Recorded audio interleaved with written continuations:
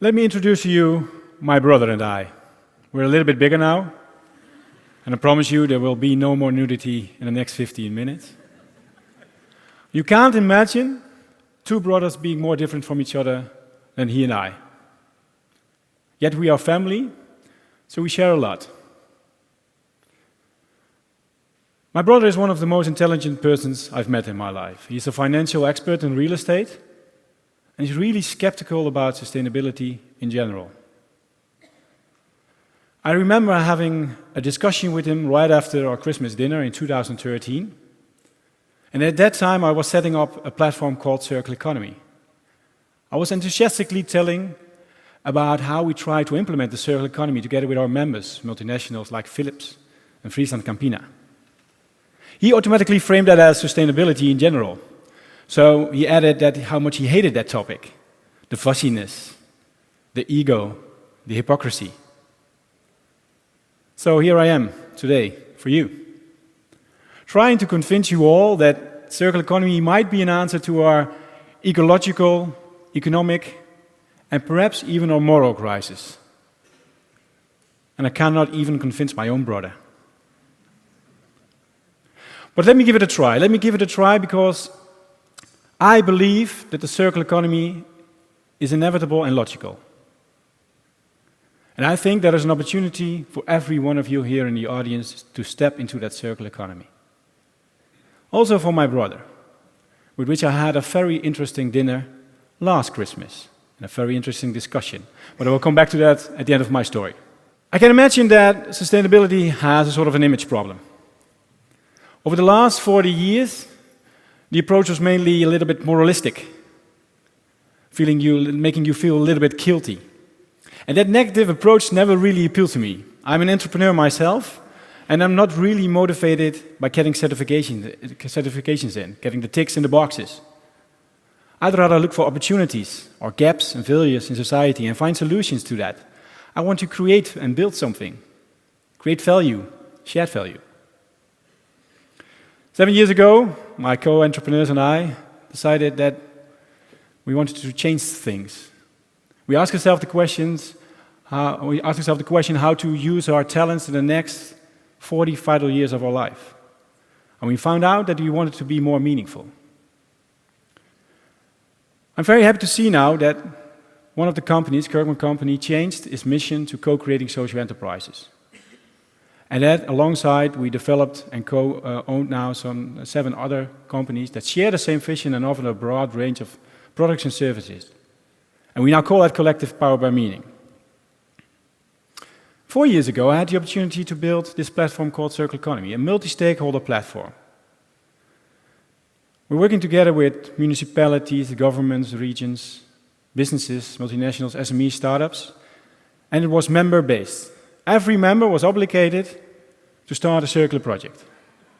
And thanks to that, I got great insights. Thanks to the 40 projects we did, I got great insights in the nuances of the circular economy. Because the circular economy might be inevitable and logical, we still live in this linear world.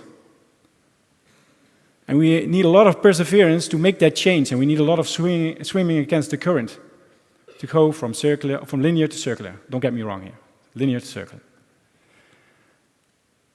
But before I go into the lessons learned there about what we did within circular economy, I want to take one step back and explain to you a little bit the bigger story about the concept of circular economy.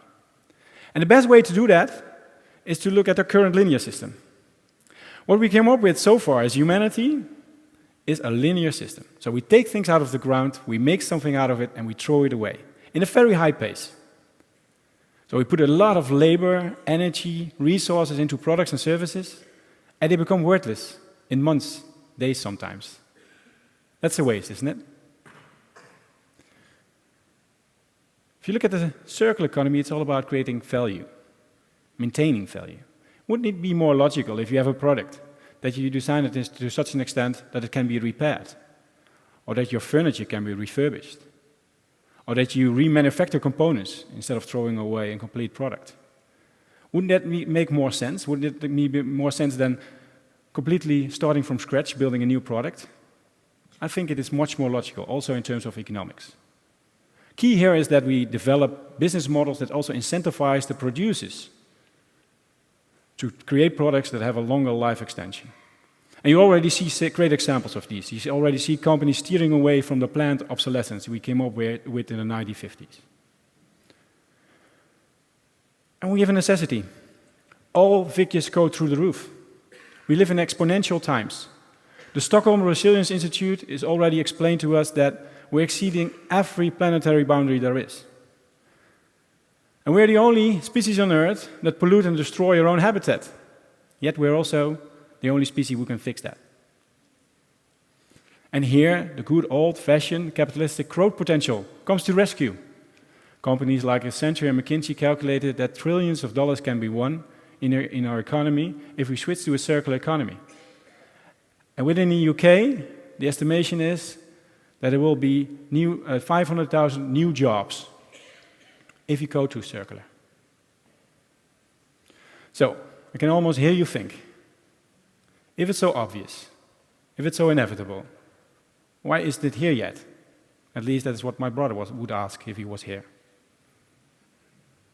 Well, mainly because we live in a linear system, and this is a system change, this is a paradigm shift. So let's go back to the last paradigm shift we really had, the Industrial Revolution. That didn't happen in a fortnight. It took decades. The steam engine was a technology that really enabled us to change the whole society, our arts, our science, the way we're doing business. But still, it took decades to go from craftsmanship to this industrial era. And there, I think, in economy, we can learn from art. I visited a modern Tain 2 years ago, together with my wife, and she wanted to leave, but I was really intrigued by this huge wall. A huge wall that described the timeline of art and all the art movements. And there you see that art is a reflection of the world view at that time, but also that art is influencing each other. Can't we do the same in economy? Shouldn't we change our economy because of our changing worldview?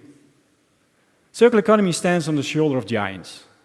Movement like Cradle to Cradle, and even a book of Malthus of the 17th century, where he described what to do when our population is ever growing.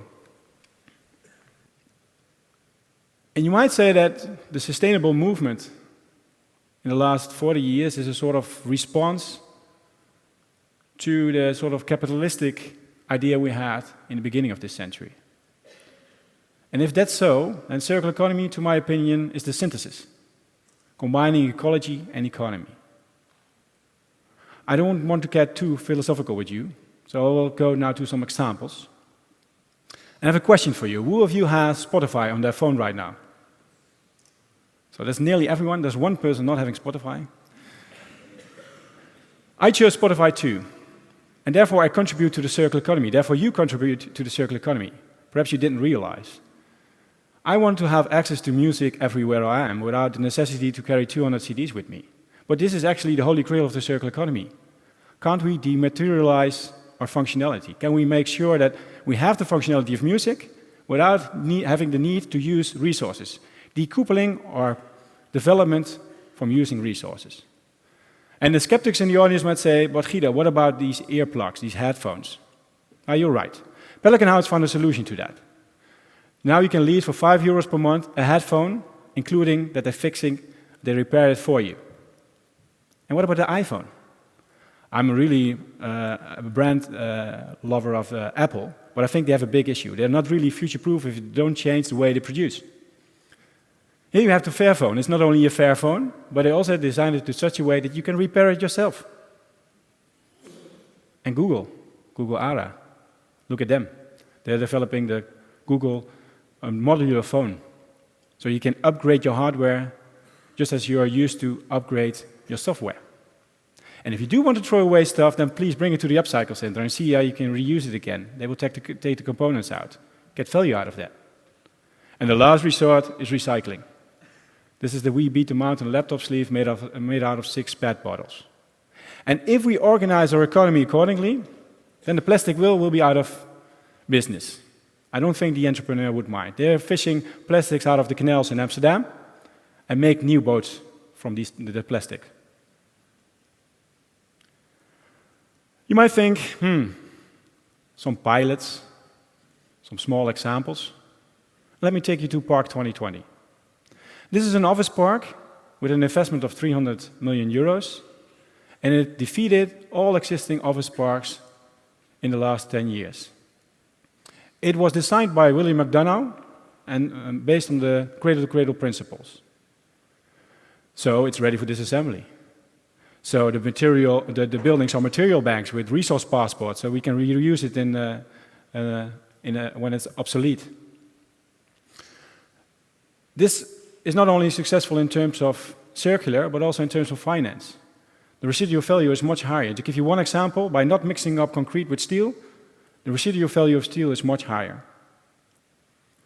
And the most interesting part here is that they had the guts during a deep economic crisis to collaborate with all suppliers, not optimizing every single part of the supply chain, but the whole building process. And that inspired to a next step, or should I say, inspired us all for a next step. In 2017, very close to Amsterdam Airport, Valley will arise. 32,000 square feet, where we can go from rhetoric to reality in terms of circular economy, where we make the circular economy really happen, where we allow serendipity, but also getting things done. We will invite to be seated in these workplaces here, multinationals, SME, creatives, startups, municipalities, governance, globally, working together to change linear supply chains into circular networks. And we will make sure that you have everything you need to scale up. Access to capital, access to launching customers, access to expertise. And now the funny thing, I mentioned my brother before, and that we had an interesting Christmas in 2015. He's a specialist in financing real estate, so I had to go to him and ask him some questions to understand this business. But he was also very curious to hear more about circular economy because it became more and more dominant in his work. And so we had a wonderful Christmas chat. And that's good news, because I can use the talent of my brother. We can use the talent of my brother. And actually, the circular economy can use the talents of all of you. It doesn't matter whether you're a nurse or an entrepreneur, working at a municipality, whether you're RIA 2.0. We can use you all to make that circular economy happen. And there is a prosperity for you there is the opportunity there for you, and it gives you a meaningful life. If you already decided to take the plunge, I have 3 suggestions for you. Zoom out, see the bigger picture, see that innovation is between sectors and not within. Somebody else's stress can be your cash. And integrate. This is a Radio Shack ad of the 1990s. All these appliances are now integrated in one iPhone. We can do the same with buildings and furniture. My most important suggestion would be to start doing. Just do it. These are the early days of the circular economy. There is no proven technology yet. You have to prove it yourself. You can do that at the Valley, for instance. And my last suggestion to you would be that you develop yourself as an M-shaped person. You might know the T-shaped person, one expertise, but capable of reaching out to other areas. The M-shaped person means that you know something about industrial ecology, business cases, change management. The circular economy demands a holistic view, so it asks from you to be very curious about several topics. And I really want to challenge you to be part of the frontrunners towards the circular economy. The urgency is there. The necessity is there. Even the business model is there. And now the momentum is there.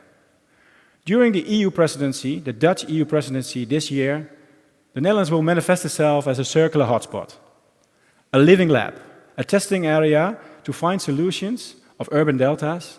And if you find solutions here, we can export that to other places on Earth. I'm inviting you to join this circular journey. Don't ask yourself what you can do for the linear economy. Ask yourself what circular economy can do for you.